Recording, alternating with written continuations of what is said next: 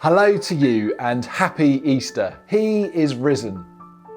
Last September, I had a heart operation. I'm now in recovery and have been going to the gym regularly to help rebuild my muscle strength. This has been so encouraging.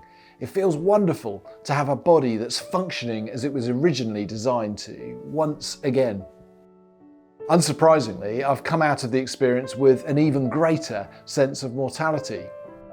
I was reminded of this again at the beginning of Lent during our Ash Wednesday service, where we spoke the familiar words, "From dust you came, and to dust you will return."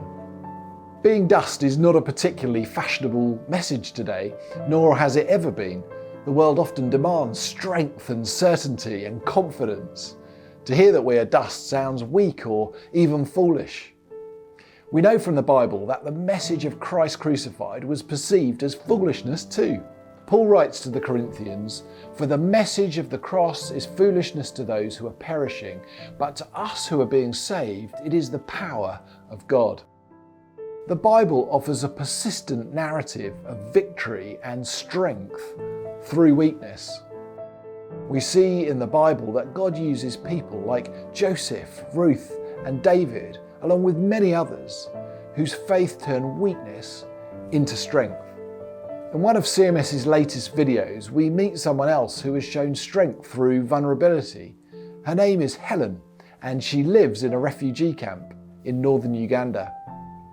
She lost her dad through violent conflict in South Sudan, and she fled to Uganda alone. She was understandably scared and had lost hope. Then things seemed to improve as she got married and had 2 children.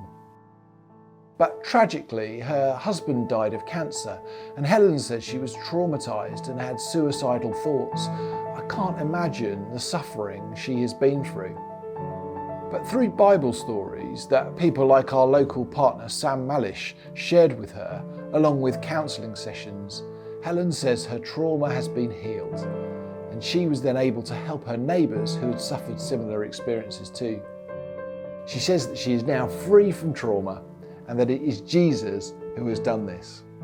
She says Jesus is the only one that can bring peace to her country and peace to our hearts. As someone once said, the cross is the pivotal moment in history when everything changed.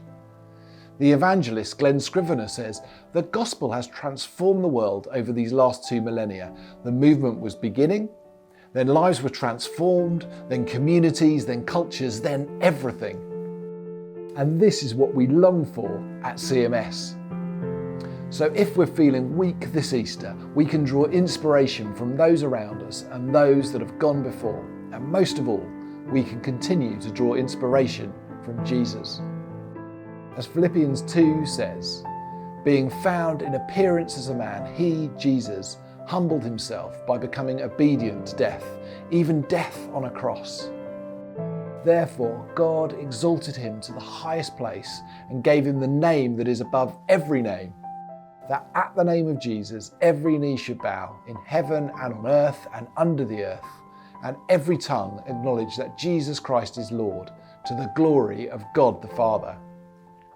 Jesus never gives up, neither should we.